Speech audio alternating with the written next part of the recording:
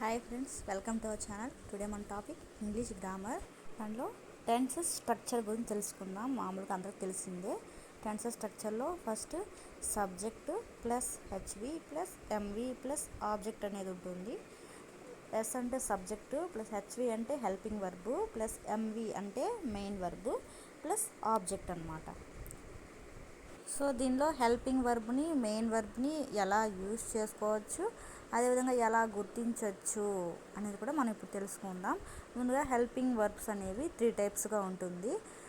Helping verbs 3 types. First వచ్చేసి do forms, second one be forms, third one have forms అనమాట. First do ఫార్మ్స్లో ఉండే వచ్చి do, does, did, will, shall. Do, does, did, will, shall. Do, does, did అనేవి simple ప్రజెంట్లోను పాస్ట్లోను use చేసుకోవచ్చు. Next will, షల్ని ఫ్యూచర్ టెన్స్లో యూజ్ చేసుకోవచ్చు. సో ఫస్ట్ డూ ఫార్మ్స్లో ఉన్న ఆప్షన్స్ వచ్చేసి do, does, did, will, shall. Next second one be forms. దీనిలో ఉన్నవి be, been, being, am, is, are, was, were. Be, been, being, am, is, are, was, were.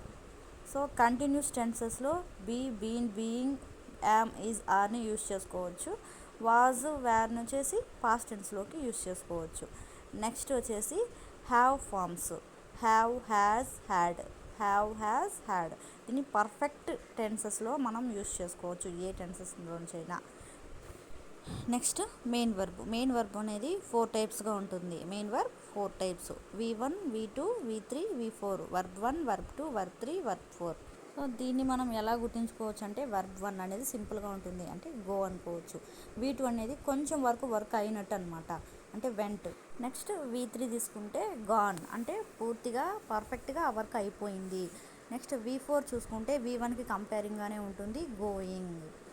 So V1, V2, V3, V4లో V2, V3ని మాత్రం కొంచెం గట్టిగా నేర్చుకున్నామంటే V1, V4 అనేది కొంచెం దగ్గర పోలికల్ని కలిగి ఉంటుంది, కాబట్టి ఈజీగా మనం ఫైండ్ అవుట్ చేసుకోవచ్చు. Thank you for watching friends.